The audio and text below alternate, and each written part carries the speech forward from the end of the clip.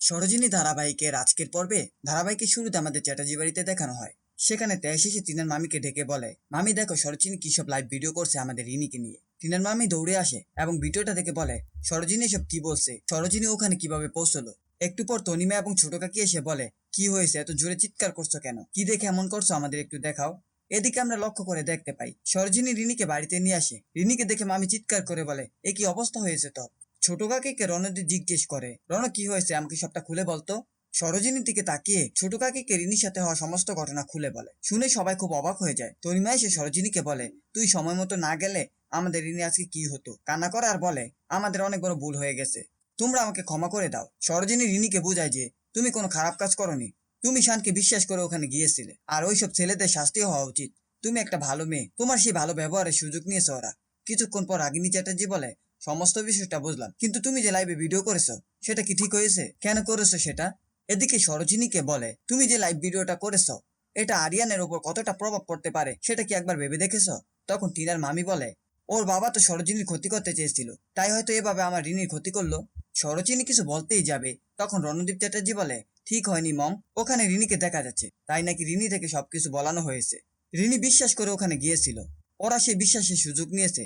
এখানে রিনির কোনো দোষ নেই, দোষ ওই ছেলেগুলোর। আর সরোজিনী যেটা করেছে সেটা প্রতিটা মেয়েদের জন্য ভালো, কেননা শহরে অনেক মেয়ে আছে যারা এমন ভাবে ক্ষতিগ্রস্ত হয়, আর ছেলেগুলো তাদের সুযোগের ব্যবহার করে যাতে পরবর্তীতে তারা এসব কিছু করার সুযোগ না পায়, তাই সেটা সরোজিনী করেছে। কাউকে না কাউকে ওদের বিষদাঁত ভাঙার জন্য এগিয়ে আসতে হতো। রণদীপের এমন কথা শুনে ছোট কাকি তো নিমাকে বলা বলি করে, রণর কথাগুলো আজ যেন কেমন অন্যরকম লাগছে। ডানা বলে, এইসব কথাগুলো দাদা ভাইয়ের না, শুধু গলার ভয়েসটা দাদা ভাইয়ের। সমস্ত কথাগুলো সরোজিনীর। কিছুক্ষণ পর দেখানো হয় চ্যাটার্জি বাড়িতে ডাক পিয়ন রাতুল সান্যালের খোঁজ করে এবং বলে তার নামে একটা সমন এসেছে। রাগিনী চ্যাটার্জি এগিয়ে গিয়ে বলে, এখানে রাতুল সান্যাল নামে কেউ থাকে না, আপনি এখন এখান থেকে যেতে পারেন। ঠিক তখন রণদীপ এসে বলে, আমি তার ভাগ্নে রণদীপ চ্যাটার্জি, সময়টা আমাকে দিন। রণদীপের কথা শুনে রাগিনী চ্যাটার্জি বলে, আমি সবাইকে বলে দিয়েছিলাম না রাতুলের সাথে আমাদের কোনো যোগাযোগ থাকবে না। এদিকে সরোজিনী এসে রাগিনীকে বলে, কেন থাকবে না ম্যাম, কোর্টে রাতুল মামাকে ওঠানো হবে, সেখানে সমস্ত ঘটনা শোনা হবে। আপনি কি এটাই ভাবছেন যেন আপনার নামটা না ওঠে। সরোজিনীর কথা শুনে রাগিনী চ্যাটার্জি মনে মনে ভাবে, তোমার সময়টা খুব ভালো যাচ্ছে। পরের পর্বে আমাদের রাতুলকে দেখানো হয় পুলিশ স্টেশনে রাতুলের সাথে দেখা করতে এসে খবর ষোলানা রিপোর্টে কৌশানী চায়। কৌশানী রাতুলকে বলে, যখন তোমাকে কোর্টে তোলা হবে তখন রাগিনী চ্যাটার্জির নামটা বলবে। কৌশানের কথা শুনে রাজু বলে, তুমি এসব কি বলছো, ওখানে এখন আমার বউ মেয়ে আছে, ওদের কি হবে একবার ভাবতে পারছো। কৌশানী বলে, তুমি এখনো বউ মেয়ের কথা ভাবছো, যদি নিজেকে বাঁচাতে চাও তাহলে তোমাকে রাগিনী চ্যাটার্জির নাম বলতে হবে। এদিকে আড়াল থেকে পুতুল এসব দেখে মনে মনে ভাবে, এই খবর ষোলানা কৌশানীর না, রাতুল সান্যালের সাথে ওর কি কথা থাকতে পারে। শেষ সিনে দেখানো হয় রণদীপ চ্যাটার্জি বাড়ির বারান্দা দাঁড়িয়ে স্মোক করতে থাকে। তখন সরোজিনী এসে বলে, আপনি তো স্মোক করেন না তাহলে।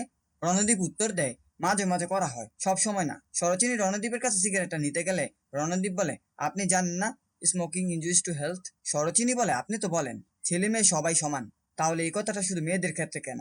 একটু পর রণদীপ বলে, এখানে বেশিক্ষণ থাকা যাবে না, আমি নিচে চলে যাচ্ছি। তখন সরোজিনী বলে, আমি নিচে যাওয়ার জন্য ওপরে আসিনি। রণদীপ কিছু না বলেই নিচে চলে যায়। তখন সরোজিনী বলে, আমিও নিচে যাব।